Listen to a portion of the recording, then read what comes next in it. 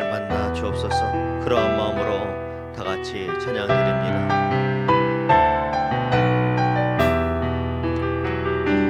성령 하나님 나를 만지소서. 상하고 깨어져 지친 나를 새롭게 하소서. 성령의 바람 쉬는 내 영 살리소서. 성령 하나님, 성령 하나님 이 땅 고치소서. 죄악의 어둠 속 헤매는 우리 태워주소서. 성령의 불로 세상 헛된 맘 태우소서. 다시 한번 성령 하나님, 성령 나를 만지소서. 나를 만지소서. 상하고 깨어져 지친 나를 새롭게 하소서. 새롭게 하소서. 성령의 바람 시들은 내 영 살리소서. 성령 하나님, 성령 하나님 이 땅 고치소서. 죄악의 어둠 속 헤매는 우리 태워주소서. 성령의 불로 세상 헛된 맘 태우소서. 임하소서.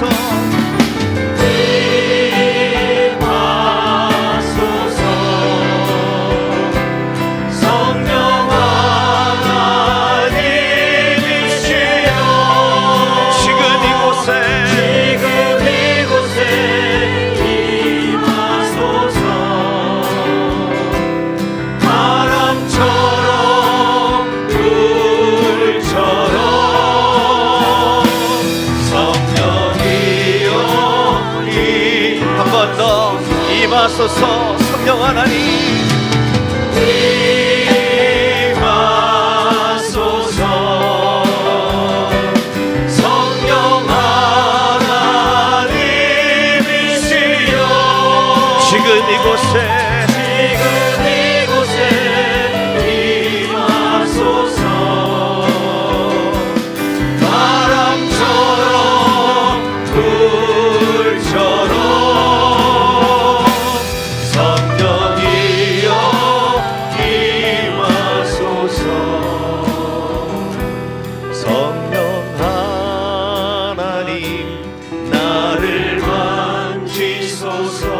상하고 깨어져 지친 나를 새롭게 하소서. 성령의 바람 쉬는 내 영 다시 한번 처음입니다. 성령 하나님 나를 만지소서. 성령 하나님 나를 만지소서. 상하고 깨어져 지친 나를 새롭게 하소서. 성령의 시들은 내 영 살리소서. 임하소서. 성령 하나님 임하소서. 성령 하나님이시여 지금 이곳에 임하소서. 바람처럼 불처럼 성령이여 임하소서.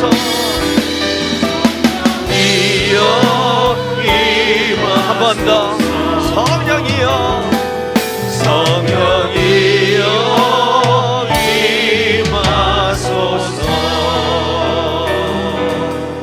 시간 다 같이 한번 기도합니다. 기도하실 때에 하나님, 이 새벽에 성령 하나님 우리를 만져주시고 만나주셔서 우리를 새롭게 하여 주옵소서. 다시 한번 하나님의 은혜 가운데에 새롭게 설 수 있는 이 새벽 되게 하여 주옵소서. 다시 한번 하나님만 바라볼 수 있는 믿음 주옵소서. 말씀을 전하실 목사님 3일 동안 영육간의 강건함으로 붙잡아 주옵소서. 3일 동안 진행될 이 새벽 예배를 통하여서 내가 은혜 받고 우리 교회가 성령 충만한 교회 되기 위해서 다 같이 간절한 마음으로 조용한 목소리를 기도합니다.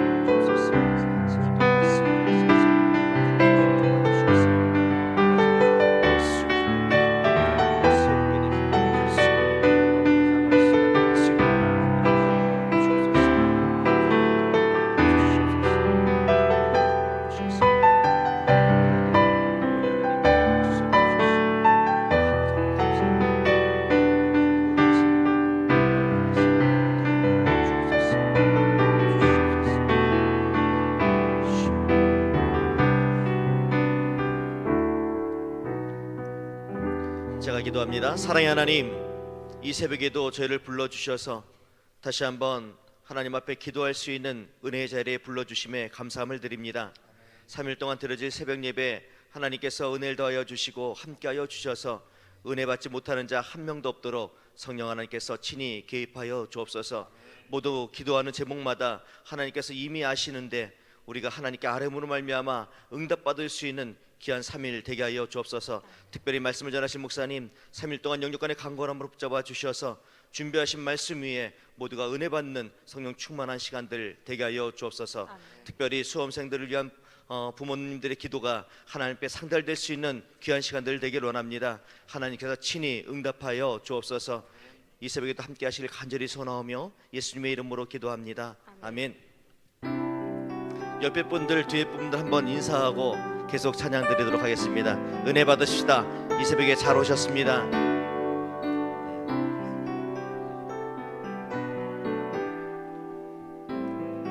아까 앉으면서 저 현수막을 보니까 말씀이 다시 한번 새롭게 들어오더라고요. 다 같이 한번 마가복음 11장 24절 말씀 보이시죠? 잘 안 보이시나요? 예, 잘 안 보이실 수 있어요. 뒤에서는. 네. 그러므로 내가 다 같이 한번 읽고 찬양 드리도록 합니다. 시작. 그러므로 내가 너에게 말하노니 무엇이든지 기도하고 구하는 것은 받은 줄로 믿으라. 그리하면 너희에게 그대로 되리라. 아멘. 그런 마음으로 찬양 드리도록 합니다. 나의 가는 길 주님 인도하시네. 그는 보이지 않아도 날 위해 일하시네. 박수 치면서 찬양합니다.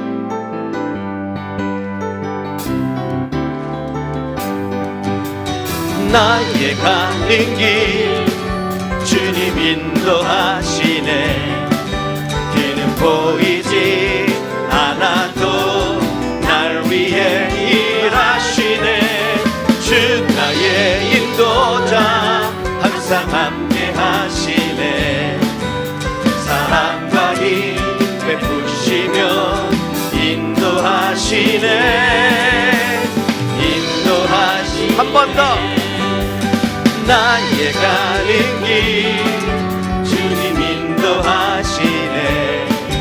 그는 보이지 않아도 날 위해 일하시네. 주 나의 인도자 항상 함께 하시네. 사랑과 힘 베푸시며 인도하시네. 인도하시네.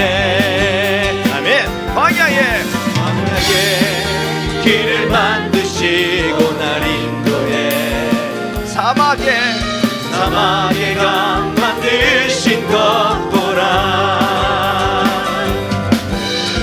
하늘과 땅 변해도 주의 말씀 영원히 내 삶 속에 새 일을 행하리. 아멘. 나의 가는 길 주님 인도하시네. 그는 보이지 않아도 날 위해 일하시네. 주 나의 인도자 항상 함께 하시네. 사랑과 힘 베푸시며 인도하시네.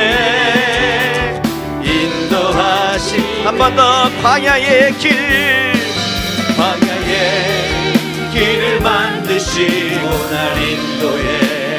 사막의 강 만드신 것 보라. 하늘과 땅 변해도 주의 말씀 영원히 내 삶 속에 새 일을 행하리. 아멘. 주 나의 길 주님 인도하시네. 그는 보이지 않아도 날 위해 일하시네. 주 나의 인도자 항상 함께 하시네. 아멘. 사랑과 힘 베푸시며 인도하시네. 보라 새 일을 행하시리니 이제 곧 나타내리라.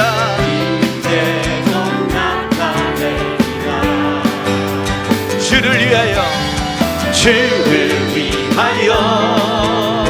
지으신 백성 주의 찬송 부르게 되리. 한 번 더 보라 새 일을 행하시리니 이제 곧 나타내리라. 주를 위하여 지으신 백성 주의 찬송 부르게 되리. 광야의 물 솟아나리라. 사막에 꽃 피어나리. 이전 일들을 너희는 기억지 말며 옛전 일들을 생각지도 말라. 보라 새 일을 행하시리니 이제 곧 나타내리라. 주를 위하여 지으신 백성 주의 찬송 부르게 되리. 아멘. 우리를 위해서 일하실 그 하나님 기대하시죠? 이 3일 동안 드려질 새벽 예배 기도하는 제목마다 하나님께서 전부 응답하실 줄 믿습니다. 여러분들 아직까지 기도 제목이 없으신 분들 계시면은 만드셔야죠. 응답받으려면 만드셔야죠. 이 새벽에 하나님께서 반드시 응답하실 텐데 그런 믿는 마음으로 다시 한번 박수치며 찬양할 때에 열려라의 바다 눈을 떠라 박수치면서 다시 한번 찬양하도록 합니다. 나의 눈을 뜨게 하소서. 어두워진 세상 길을 주님 없이 걸어가 나의 영혼 어두워졌네. 어느 것이 길인지 어느 것이 진리인지 아무것도 알 수 없었네. 주님 없이 살아가는 모든 삶 뿐이네. 사랑하는 나의 주님 내 영혼 눈을 크게 하소서. 네. 열려라 해바다 열려라. 눈을 뜨게 하소서. 죄악으로 어두워진 나의 영혼이 나의 눈을 뜨게 하소서.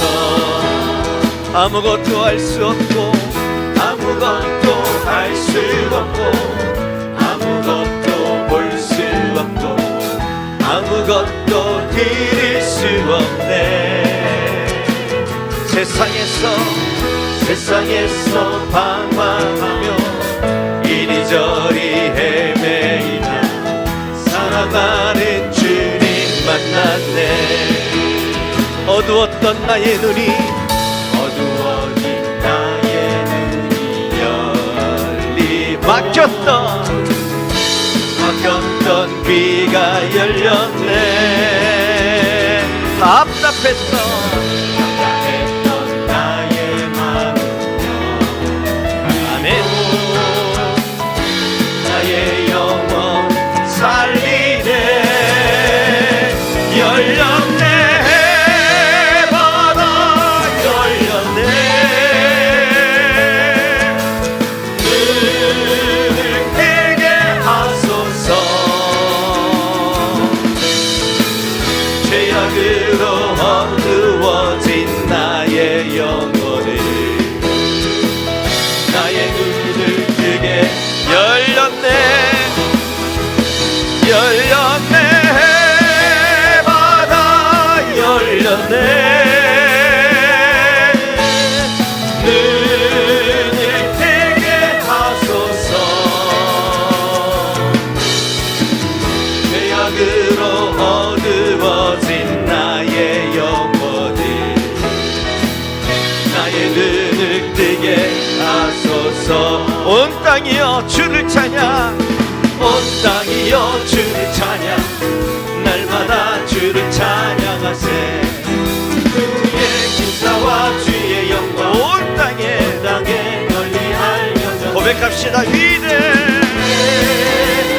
주 아멘. 그의 힘과 위엄을 믿어하라. 주의 다스리심을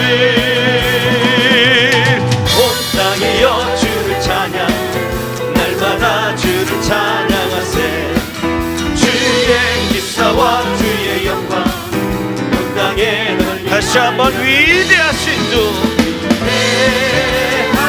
그의 힘과 위엄을 기뻐하라. 주의 다스리심을 온 땅이여 주를 찬양 날마다 주를 찬양하세. 주의 기사와 주의 영광 온 땅에 널리 알려졌네. 할렐루야. 우리 주님은 위대하십니다. 그의 힘과 능력은 우리가 상상할 수 없을 정도로 능력이 강하십니다. 목사님 말씀대로 전능하신 하나님, 전지하신 하나님, 이 새벽에 그 하나님을 만나봤으면 좋겠습니다. 이 시간 마지막으로 고백하며 찬양할게요. 주 예수보다 귀한 것은 없다고. 세상 즐거움 다 버리고 세상 자랑 다 버리고 주님만 나의 모든 것이라고 이 시간 이러한 고백으로 찬양 드리도록 합니다.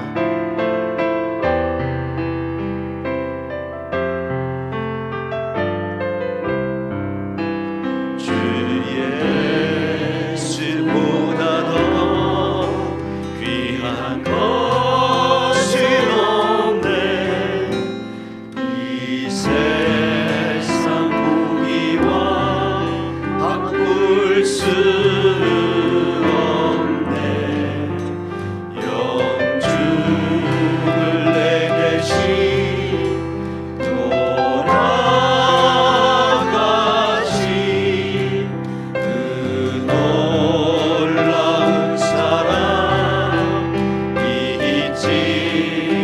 3절입니다. 주 예수보다 더, 주 예수보다 더 귀한 것은 없네.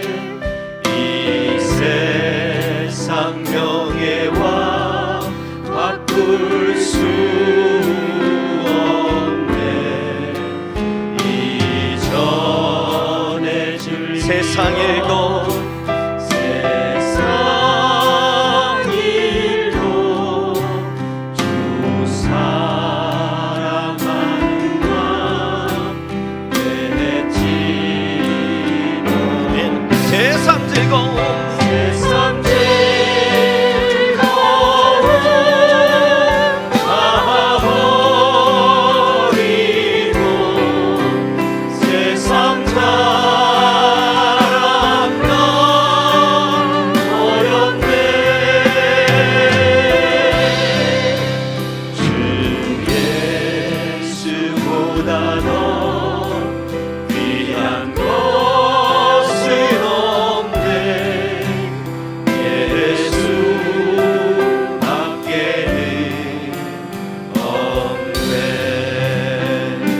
예수보다 더, 주 예수보다 더 귀한 것은 없네. 이 세상 행복과 바꿀 수 없네. 유혹과 비판이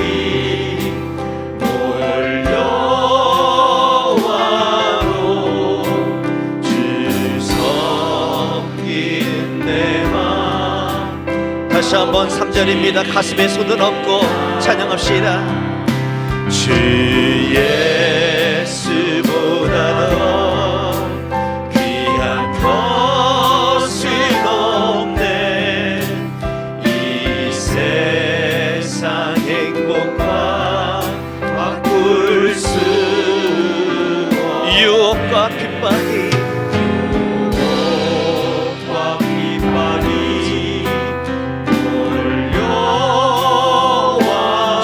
섬기는 내 마음, 섬기는 내 마음 영원치.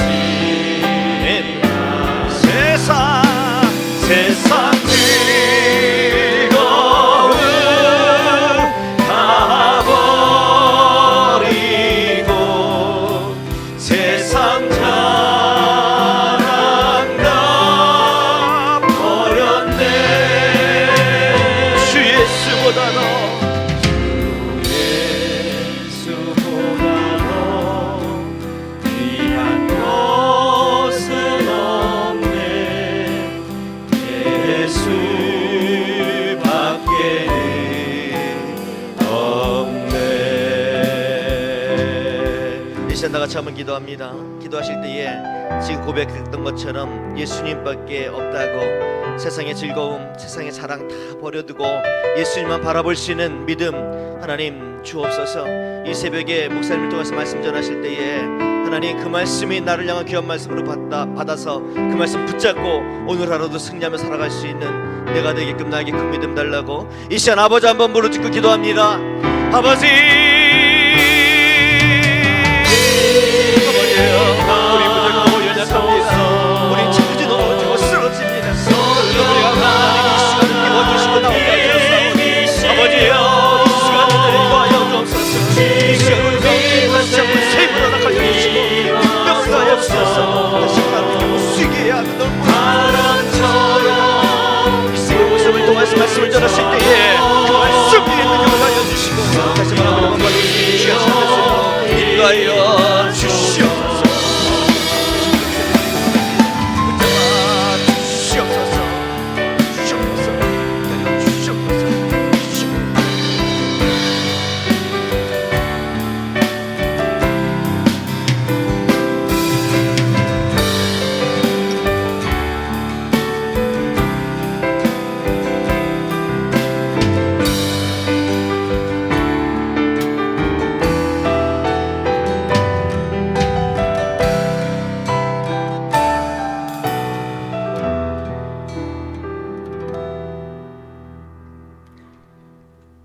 참 좋으신 하나님 아버지, 지난 밤 동안도 저희들을 아버지 품 안에서 지키시며 편히 쉬게 인도해 주신 은혜에 감사합니다.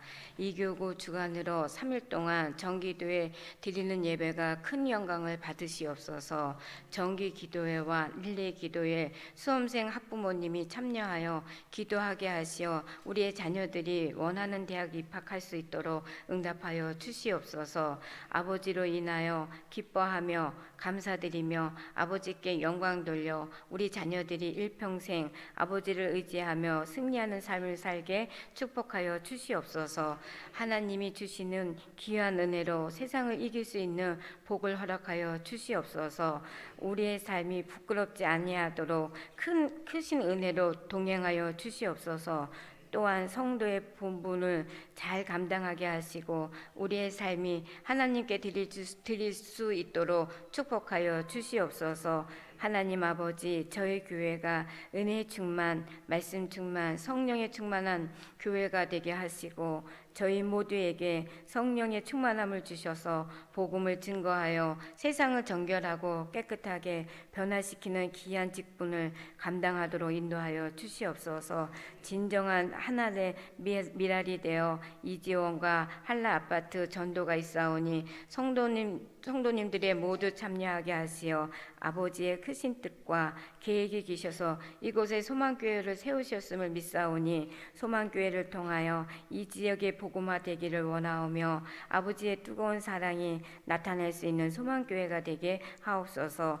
이 시간에 주의 말씀을 선포하시는 목사님을 강건하게 붙잡으사 우리를 향하신 하나님의 뜻을 바로 깨닫는 은혜의 시간이 되게 하여 주시옵소서. 말씀을 듣고 행할 수 있는 믿음을 허락하여 주셔서 성령의 귀한 열매 맺게 하여 주시옵소서. 감사하며 우리 주 예수 그리스도의 이름으로 기도드립니다. 아멘.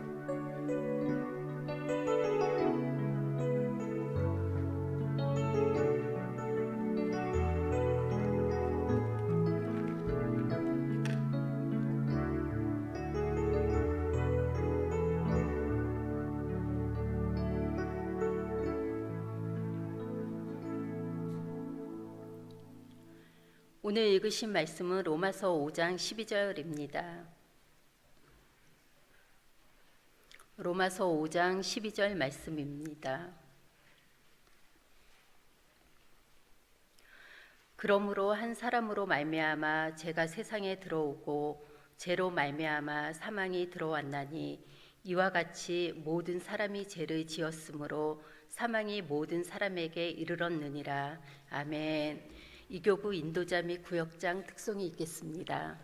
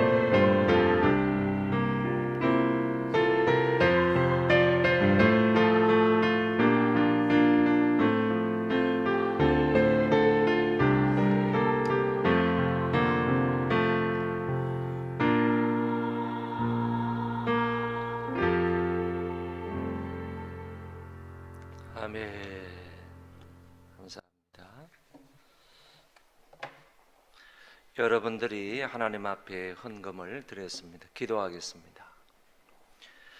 살아계신 하나님 아버지, 은혜를 감사합니다. 지난밤도 저희들 편히 쉬게 해주시고 또 이렇게 정기기도회 첫날 아침 하나님 앞에 나와서 예배 드릴 수 있도록 인도하심을 감사합니다. 예배를 통해서 하나님 홀로 영광을 받으시고 큰 은혜를 베풀어 주옵소서. 아버지 하나님의 말씀을 귀담아 잘 듣는 시간 되게 하여 주시고 무엇을 말씀하시든지 그 말씀의 의미를 잘 깨닫고 그대로 실천할 수 있는 우리가 되게 하여 주옵소서. 하나님 앞에 감사한 마음으로 헌금을 드립니다. 아버지 앞에 빈손으로 나오지 않았습니다. 하나님께서 그 마음과 마음의 소원을 기억하여 주시고 한량없는 은혜로 함께하여 주시고 큰 복을 내려 주시어서 저희들의 영원히 잘됨같이 모든 일들이 형통해지는 역사가 있게 하여 주옵소서. 늘 하나님 아버지 필요한 것을 채워주시되 넉넉히 풍성히 채워주시어서 하루하루를 살아가면서 하나님의 은혜로 사는 자들 다 되게 하여 주옵소서. 감사하오며 예수님 이름으로 기도하옵나이다. 아멘. 이번 9월 정기기도회 때 우리가 전체적인 주제가 종말론입니다. 이 종말론이라 하는 것은 어떤 뜻을 가지고 있는가 하면은 하나님께서 이 세상 모든 만물을 시작을 하셨기 때문에 하나님이 시작하신 그 모든 만물을 어떻게 종결을 지으시는가, 얼마나 아름답게 하나님께서 이 모든 만물의 마지막을 이루시는가, 이 부분에 관해서 우리가 배우는 것이 종말론이다, 이렇게 생각하시면 되겠습니다. 요한계시록 22장의 말씀에 보면 이런 말씀이 있어요. 나는 알파와 오메가요, 처음과 마지막이요, 시작과 마침이라 하는 말씀이 있습니다. 우리가 잘 아는 그런 말씀인데, 하나님께서 시작을 하셨다, 하나님께서 시작을 하셨기 때문에 하나님께서 마치기도 하신다. 그렇기 때문에 하나님에 의해서 시작된 이 온 우주 만물을 하나님께서 어떻게 종결을 지으시는지 그 부분에 관해서 공부하는 것이 종말론이다, 이렇게 생각을 하시면 되겠습니다. 그런데 이 종말론에는 두 종류가 있습니다. 개인적인 종말이 있고 아울러서 보편적인 종말이 있습니다. 이 보편적인 종말을 다른 말로 우주적인 종말이다, 이렇게도 표현을 합니다. 또 다른 말로는 대유성 지구의 종말이다, 각가지 말로 표현을 하고 있는 것이 보편적인 종말입니다. 그런데 이 개인적인 종말에는 어떤 내용이 포함되는가 하면은 사람의 죽음과 사후 상태까지를 말하고 있습니다. 사람이 죽는 것, 개인적인 종말이잖아요.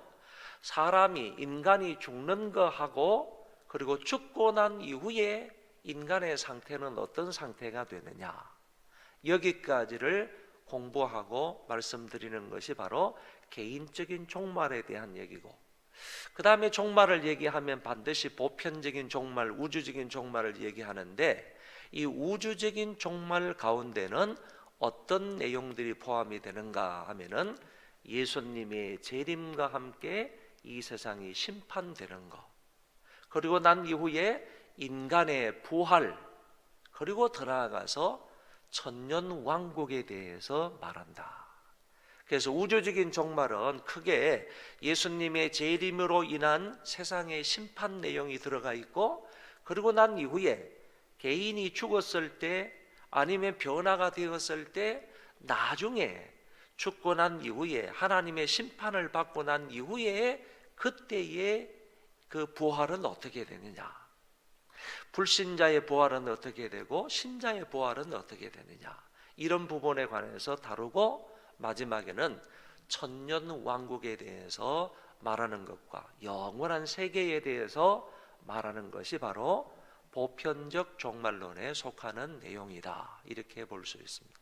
오늘은 이 두 가지 종말에 관해서 다 공부할 수는 없고, 오늘은 개인적인 종말에 관해서 얘기하고, 나머지 이틀에 걸쳐서는 우주적인 보편적인 종말에 관해서 말씀을 드리도록 하겠습니다. 이 개인적인 종말을 얘기할 때 보통 세 단계로 얘기를 합니다.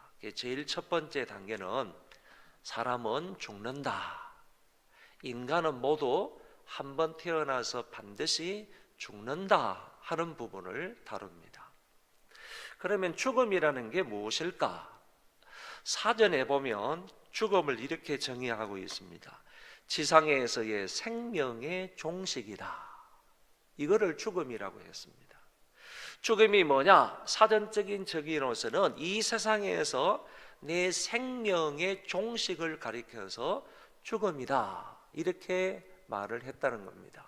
그러나 기독교에서, 성경에서 죽음을 말할 때는 생명의 종식을 말하고 있지 않습니다. 그러니까 생명의 종식을 세상에서는 일반 사전학적으로는 종말이다, 개인적인 죽음이라 이렇게 얘기를 하지만은 성경에서는 생명의 종식이 죽음이다 이렇게 말하는 것이 아니라, 성경에서는 육체와 영혼의 분리이다 이렇게 증명을 합니다. 그러니까 우리 인간은 육체와 영혼으로 되어 있는데 그 육체와 영혼이 분리되는 것이 죽음이다 이렇게 말하고 있다는 것입니다. 사람이 죽게 되면 결국에 내 안에, 육체 속에 있었던 영혼이 내 안에서 빠져나가면 이 육체와 영혼이 분리가 되기 때문에 그때를, 그 상태를 가리켜서 죽음이라 이렇게 말한다는 겁니다. 그래서 이 세상에서 말하는 죽음이라는 정의하고 성경이 말하는 죽음이라는 정의는 분명히 다르다. 그리고 1차적으로 말할 수 있는 것은 이 지상에서의 생명의 종식이 아니다.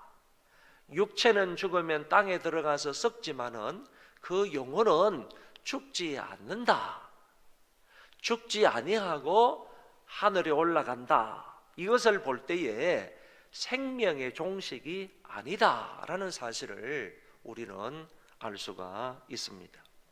존 스토트라는 사람이 제자도라는 아주 유명한 책을 한 권 썼는데, 그 책에는 8가지의 주제를 가지고 써다가 제일 마지막 8번째의 주제를 죽음이라 라는 주제를 가지고 존 스토트 목사님이 책을 썼습니다.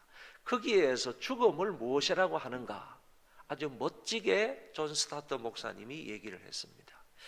이 세상에서는 대부분 죽음이라 할 때 아까도 말씀드린 것처럼 생명이 끝나는 거다, 이거를 죽음이라고 말하는데, 존 스토트 목사님은 이렇게 말하는 거예요. 죽음이라는 것은 생명의 끝이 아니라 참 생명으로 들어가는 문이다, 이렇게 얘기합니다. 생명의 끝이 아니라는 얘기입니다. 죽음이 생명의 끝이 아니라 참 생명으로 들어가는 문이다. 그 문을 통과하면 또 다른 새로운 생명, 참 생명, 의미 있고 가치 있는 영원한 생명이 있다, 이렇게 보면서 이 스토트 목사님은 그렇게 얘기를 한 거예요. 생명의 끝이 아니라 참 생명으로 들어가는 문이 죽음이다, 이렇게 정의한 것을 볼 수가 있습니다. 사람은 한번 태어나면 반드시 죽는다는 사실입니다. 그리고 죽을 때는요, 우리가 태어날 때처럼 아무것도 가지고 가지 못합니다. 이 세상에서 누렸던 그런 부라든지 권세라든지 명예라든지 지식이라든지 아니면 어떤 건강이라든지 이 세상에서 누렸던 아무것도 저 세상으로 가져갈 수 없는 것이 죽음입니다. 저와 여러분들이 세상을 누리면서 뭐 아무리 많이 가졌던, 아무리 뛰어난 지식을 가졌던, 그리고 아무리 잘난 그런 미모를 가졌던, 아무리 높은 명예를 가졌던 그 어떤 것이 있다 할지라도요, 죽음이 오면 그 모든 것을 다 내려놓아야 됩니다.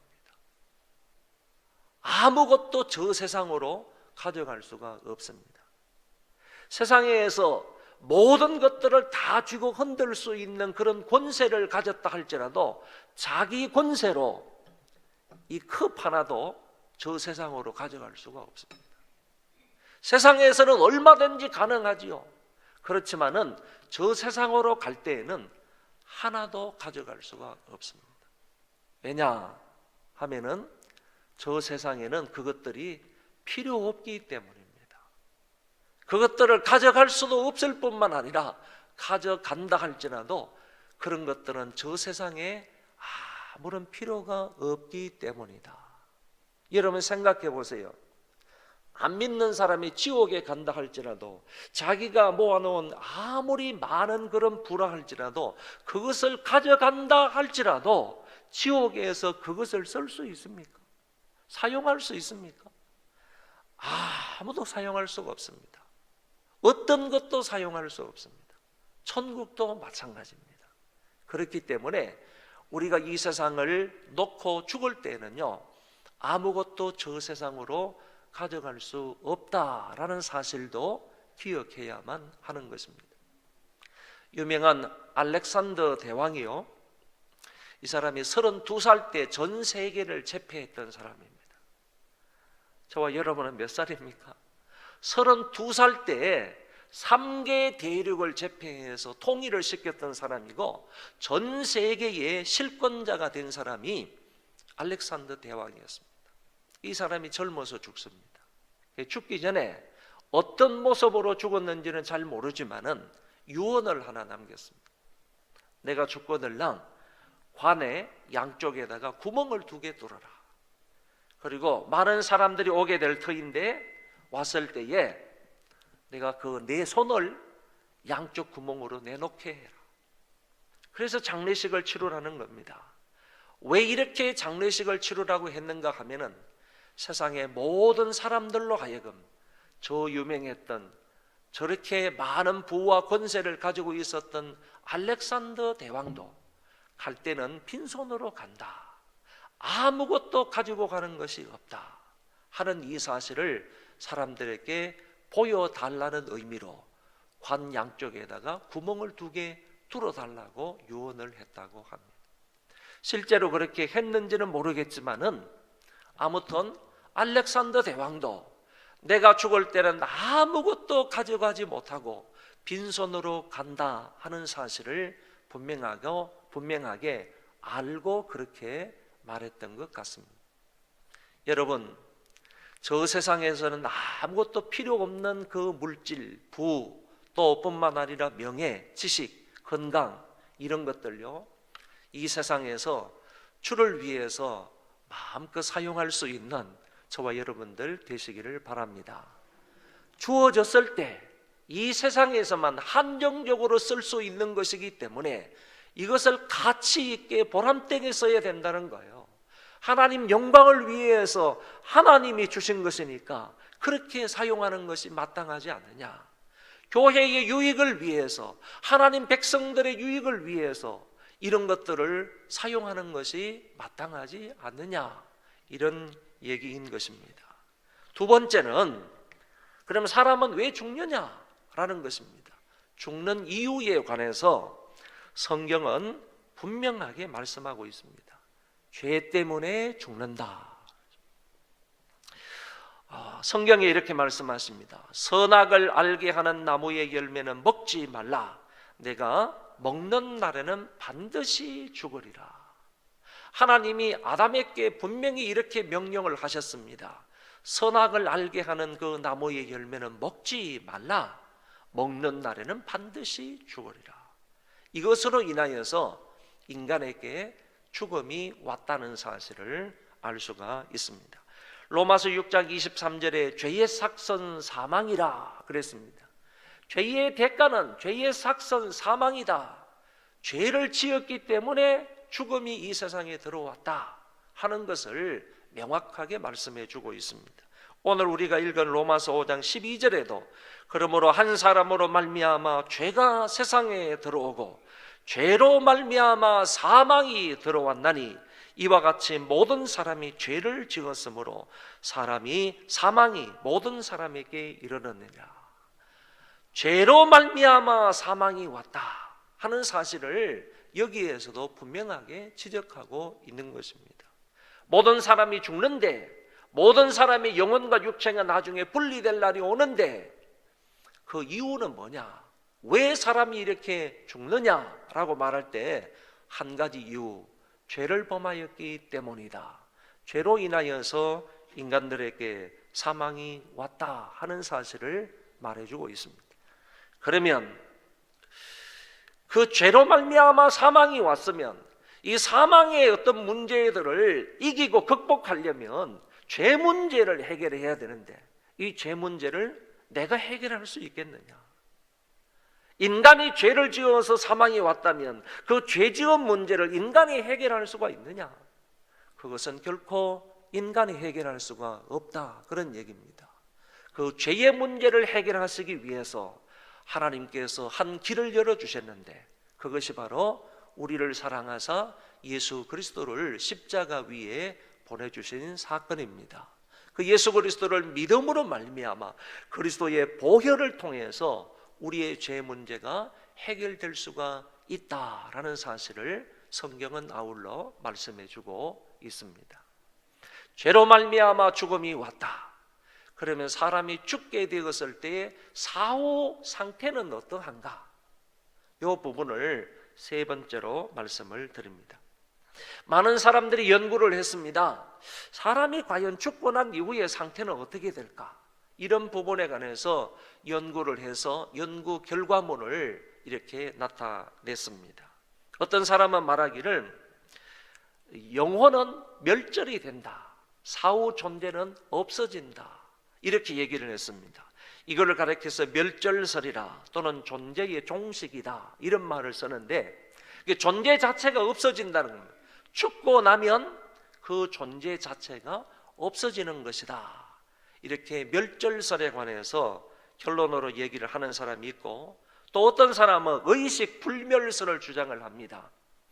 영혼이 죽게 되면 결국에는 심판날까지 무감각한 상태로 있는 것이다, 의식 불멸설인데, 이거를 우리 종교에서 받아들여 가지고 영혼 수면설이라는 것을 주장하게 되었습니다.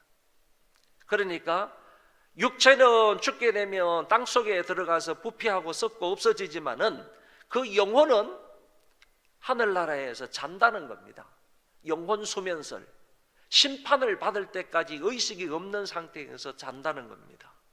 이렇게 영혼 수면설을 주장하는 사람도 있고, 또 어떤 사람은 사후 입신 가능성을 얘기하는 사람도 있습니다. 이 말이 무슨 말이냐 하면은, 성경에 이런 말씀이 있어요. 이거는 성경에 근거해서 그런 사람들이 그렇게 주장을 하는데, 베드로전서 3장 19절에 보면 그가 또한 영으로 가서 옥에 있는 영들에게 선포하시니라. 예수님께서 죽으시고 무덤에 장사 지내셨는데, 무덤에 장사 지낸 바 되셨을 때에 예수님께서 영으로, 당신의 영으로 옥에 있는, 지옥에 있는 영들에게 가가지고 전파를 하셨다, 이런 얘기가 성경에 있어요.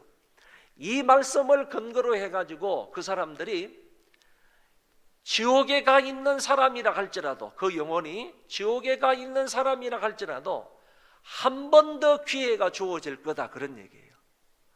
죽고 난 영혼이라 할지라도 그 영혼이 지옥에 가 있어도 한 번 더 예수님이 영으로 방문을 하셔서 지옥에 있는 그 사람들에게 복음을 전함으로 그 사람들이 한 번 더 회개하고 믿을 가능성이 있다, 이렇게 주장을 하는 거예요.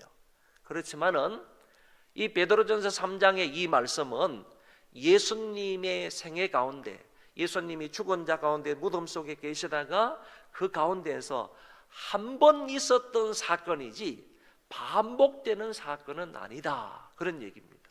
그래서 죽음 이후에는 다시 입신할 가능성은 전혀 없다, 믿음으로 귀할 그런 가능성은, 믿음을 가질 그런 가능성은 전혀 없다 라는 것으로 말할 수 있지, 이것은 예수님의 그 역사 가운데에서 단회적으로 한 번만 있었던 그런 사건이지 계속 반복되는 그런 사건이 아니다라고 말할 수가 있겠습니다. 또 어떤 사람은 영매신앙을 주장합니다. 죽은 사람의 영혼이 구천을 떠돌아다니는데 이 세상에서 그 영혼과 교제하고 교통하고 말하고 대화할 수 있는 영매 역할을 하는 사람이 있을 수 있다. 신접한 자들, 그런 신접한 자들이 있을 수 있는데 그 구천에 떠돌아다니는 그런 영혼들하고 이 세상에 있는 그런 신접한 자하고 교제를 나눌 수 있다. 이렇게 주장을 하면서 영매 신앙을 주장하는 그런 사람도 있습니다. 가톨릭에서는 죽은 자의 사후 존재, 사후 상태를 연옥설을 주장을 합니다. 여러분, 이 연옥설은 우리가 조금 들어야 할 필요가 있을 줄 압니다. 단적으로 말해서 이렇게 얘기를 하는 것입니다. 연옥설이라는 것은 대죄를 해결하지 못한 사람은 지옥에 갑니다. 큰 죄요. 큰 죄를 해결하지 못한 사람은 지옥에 가고 거룩하고 깨끗한 사람은 천국에 갑니다. 그렇지 못한 중간의 상태에 있는 사람들은 전부 연옥에 간다는 겁니다. 그런데 한번 다시 설명을 하면요, 대죄가 있어요. 가톨릭이 말하는 큰 죄가 있어요. 그런 큰 죄 중에 하나가 불신입니다. 이 불신의 죄를 해결하지 못한 사람은 결국에 지옥에 가게 된다. 그리고 정말 깨끗하고 거룩한 사람은 천국에 가는데 이렇게 정말 깨끗하고 거룩한 사람은 그렇게 많지 않다는 거예요. 그런 사람은 천국에 간다. 그 외에 어정쩡한 사람들은 다 연옥에 간다. 그런 얘기예요. 그러니까 이 자리에 앉아 계신 저와 여러분들은 어쩌면요, 보편적으로 다 연옥에 가 있을 수도 있어요. 그렇다면 이 사람들의 주장에 따르면 연옥에 갈 수 있어요. 왜냐하면 거룩하고 깨끗한 사람은 곧장 천국에 간다고 했는데 이런 사람들은 주로 사제급에 해당하는 사람들이에요. 그렇기 때문에 우리 모두는 보편적으로 만약에 깨끗하고 정결하고 거룩한 그런 사제급에 속하는 신앙자들이 아니라면, 그렇다고 해서 우리가 불신자도 아니기 때문에 대부분 연옥에 갈 수밖에 없겠다, 이렇게 생각할 수 있는 것이지요. 그런데 이 연옥은 뭐냐? 고통의 장소입니다. 아주 심한 고통을 받는 거예요.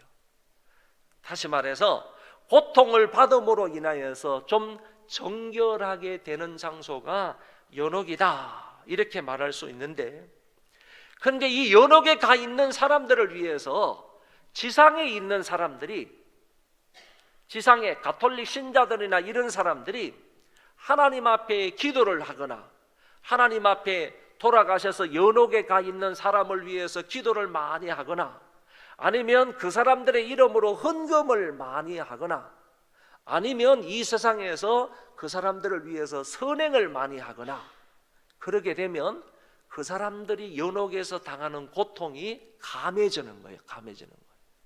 그리고 그런 일을 정말로 많이 할 때 그 공로가 인정이 되면 연옥에 가 있는 사람들이 빨리 천국에 갈 수가 있어요. 그 고통을 다 면하고 연옥에서 고통을 제거하고 그 다음에 빨리 그런 사람들이 저 천국으로 갈 수가 있단 말이에요. 여러분, 이거 한번 생각해 보세요. 만약에 그렇다면 이제 제 부모님들이 안 믿고 만약에 믿기는 믿었는데 그렇게 천국에 천국에 그냥 직속으로 딱 가실 만큼 이렇게 신앙생활을 못했다고 합시다. 그러면 가 있는 곳은 뻔하지 않아요, 그렇죠? 천국으로 그냥 직접적으로 딱 가시지 않으셨으면 가 있을 곳은 뻔하잖아요. 그러면 지금 우리 부모님들이 그 연옥에서 고통과 괴로움을 당하고 있단 말이지. 그러면 고통과 괴로움을 감소시키든지 내가 더 많이 애써서 어떤 헌금을 한다든지 그래가지고 그 부모님이 고통을 당하지 아니고 빨리 영생 복락을 누릴 수 있는 천국으로 가셨으면 좋겠다, 이런 마음이 있겠어요, 없겠어요? 자식된 도리로서 그건 다 있는 거 아니겠어요? 그럴 때에 가톨릭에서는요, 자기의 전 재산을 막 드리는 거예요. 부모님을 위해서. 그리고 자기가 뭐 고아원을 짓는다든지 아니면 수녀원을 짓는다든지 뭐 이런 것을 할 때요, 자기가 전 재산을 들여가지고 거기에 헌신하는 거예요. 그러면 그 공로가 하나님 앞에 인정이 되어서 내 부모님들이 천국으로 갈 수가 있다는 얘기예요. 고통을 겪지 아니하고 그 연옥에서 천국에 갈 수 있다.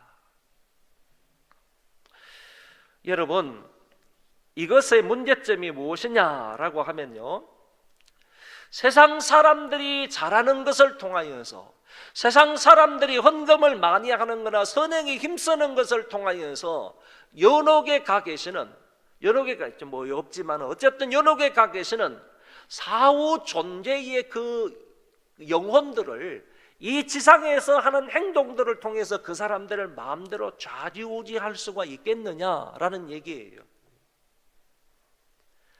헌금 좀 한다고 해가지고요, 그들의 고통이 감소가 될 수가 있겠느냐 하는 이런 얘기고, 여기에서 헌금한다고 해서 그 사람을 천국으로 들여보낼 수가 있겠느냐 이런 얘기예요. 그러면 믿음이 뭐가 필요한 겁니까? 당사자의 믿음이 뭐가 필요한 거예요? 뭐가 필요한 거예요? 사후 세계에서도 구원이 가능하다는 얘기 아니에요? 그럼 이 세상에서 예수를 왜 믿어요? 왜 믿어요? 믿을 필요도 없잖아요. 믿을 필요도 없잖아요. 자손들이 나를 위해서 잘해주면 내가 연옥에 있다면 그 연옥에 있다가 천국에 갈 수도 있으니까. 그리고 가톨릭에서는요, 영세를 받는 것이 뭐라고 얘기하는가 하면 구원의 조건이에요. 영세를 받아야지 구원을 받는다고 얘기를 해요. 영세를 받으면 구원을 받는다고 해놓고 왜 연옥에 가냐고. 왜 연옥에 가냐고. 영세를 받았으면 연옥에 갈 일이 없잖아요. 그리고 이런 잘못된 것이 있다라는 사실을 우리는 생각을 하셔야 됩니다. 그러면 사람이 죽고 난 이후에 어떤 상태가 되느냐, 그 영혼이 어떤 상태로 있느냐라는 것을 우리가 볼 때예요, 성경은 이렇게 얘기하는 거예요. 신자의 영혼은 천국에 가는 것이고 불신자의 영혼은 지옥 간다. 그리고 천국에 간 영혼이든 지옥에 간 영혼이든 잠자는 것이 아닙니다. 지각이 있습니다. 깨어 있습니다. 활동합니다. 그 영혼 자체가 활동을 한다는 거예요. 지옥에 가 있어도 죽는 게 아닙니다. 지옥에 가 있어도 그 영혼 자체는 살아 있습니다. 움직입니다. 그리고 천국에 간다 할지라도 천국에서도요, 잠자는 게 아닙니다. 심판때까지 거기 잠자다가 심판때에 벌떡 일어나가지고 심판을 받는 그런 상태가 아니라는 얘기입니다. 예수님께서 좌우편에 있는 한 강도에게 분명히 얘기했습니다. 너와 내가 오늘 밤에 낙원에 있으리라 그랬습니다. 너와 내가 오늘 밤에 낙원에 있으리라 그랬는데, 그렇다 그러면 예수님께서 그 낙원에 가셔서, 예수님께서 천국에 가셔서 그냥 주무셨습니까? 아닙니다. 예수님께서 여전히 그 가운데에서 활동을 하셨다면 나와 함께 낙원에 있으리라 라고 하셨다고 하면 그 강도도, 구원받은 강도도 분명하게 예수님과 함께 그 영혼이 활동하셨다고 볼 수가 있는 것입니다. 또 성경에 이런 말씀이 있습니다. 빌립보서 1장 23절에 바울이 이렇게 얘기를 합니다. 내가 육체를 떠나서 주와 함께 있는 것을 더 즐거워한다 그랬습니다. 내가 육체를 떠나서 죽어서 내 영혼이 주님과 함께 있는 것을 더 즐거워한다. 이것을 볼 때 그 영혼은 지각을 가지고 살아 움직이고 생동감 있게 활동한다라는 사실을 얘기할 수가 있는 것입니다. 요한계시록 6장의 말씀에 보면 여러 말씀들이 나오는데 그 가운데에서 이런 말씀이 나와요. 한번 들어보세요. 좀 시간이 지났는데요, 어쨌든 제가 한 6시 이전까지 마치도록 할게요. 거기에 보면 이런 얘기가 나옵니다. 이 세상에서 복음을 전하다가 순교한 사람이 이제 천국에 갔습니다.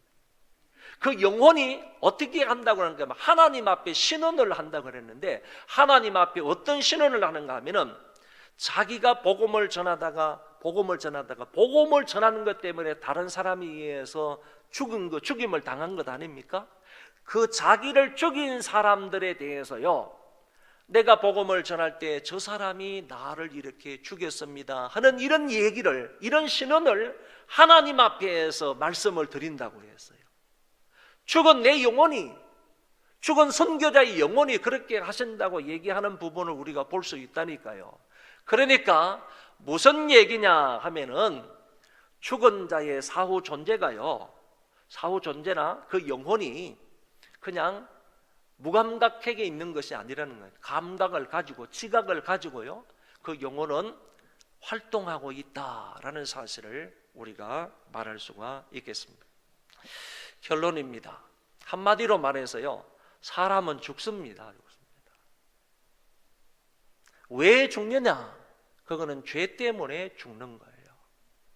죽고 난 이후에 우리의 영적인 상태는 어떻게 되느냐? 감각이 있는 겁니다. 지각이 있는 것입니다. 그리고 활동한다는 얘기입니다. 이런 것에 관해서 개인적인 종말에서 다루고 있는 내용을 제가 이 시간에 간단하게 말씀을 드렸습니다. 그러면 이거 한번 생각해 보시기를 바랍니다. 사람은 죽는데, 저와 여러분도 죽는데 언제 죽을지 아무도 모른다는 얘기입니다.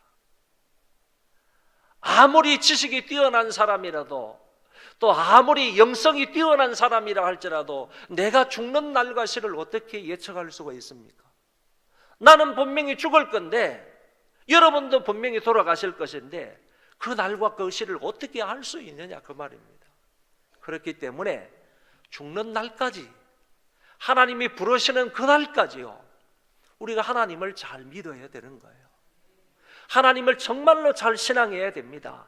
하나님을 잘 알고, 하나님을 잘 믿고, 하나님을 잘 따라서 살아야 하는 겁니다. 그런 신앙을 가지고요, 그리고 하나님 앞에서요, 충성을 다해야 됩니다. 우리에게 주어진 것을 따라서요, 시간이든 달란트든 아니면 물질이든 건강이든 지식이든 그 어떤 것을 다하여서요, 언제 죽을지 모르니까, 언제 하나님의 부르심을 받을지 모르니까 우리에게 주어져 있는 이 모든 것을 통하여서 하나님 영광을 위해서 충성해야 된다는 겁니다.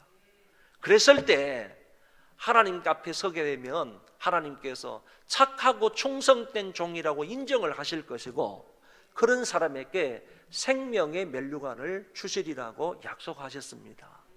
우리 소망교회 성도들, 정말 언제 죽을지 모른다는 항상 이 종말론적인 신앙, 개인의 종말론적인 이런 신앙생활을 하면서 하나님을 정말로 잘 믿으시고요, 그리고 주어진 것을 따라서 하나님 앞에 충성을 다함으로 하나님 앞에 인정과 칭찬과 그리고 상 받는 자들이 다 되시기를 주의 이름으로 축원합니다. 오늘 이 제목을 붙들고 한번 기도하도록 하겠습니다. 사람은 한번 죽는다고 그랬습니다. 언제 죽을지 모른다고 그랬습니다. 그때까지 정말 신앙생활을 똑바로 제대로 열정적으로 할 수 있도록 여러분 기도하시고, 또 뿐만 아니라 하나님의 일에 충성을 다함으로 하나님 앞에 인정과 칭찬을 받고, 그리고 생명의 면류관을 받았을 수 있는 우리 모두와 그리고 가족들이 되도록 위해서 기도하시고, 두 번째는 입시생들을 위해서 기도하겠습니다. 이들이 불안하지 아니하고 염려하지 아니하고 평안한 마음으로 하나님이 가장 좋은 길로 인도해 달라고 이들을 위해서 한번 통성으로 기도하겠습니다. 첫째, 둘째 기도 제목을 기억하시고 우리 아버지라고 부르면서, 어제 아침 말씀을 들었죠? 우리의 기도의 대상은 하늘에 계신 우리 아버지라고 했습니다. 아버지라고 간절히 부르고 난 이후에 이 두 가지 제목을 따라 우선 기도하시고, 여러분들이 가지고 오신 기도 제목을 따라 기도하시고 자연스럽게 돌아가시면 되겠습니다. 기도하겠습니다. 아버지, 살아계신 아버지 하나님, 은혜를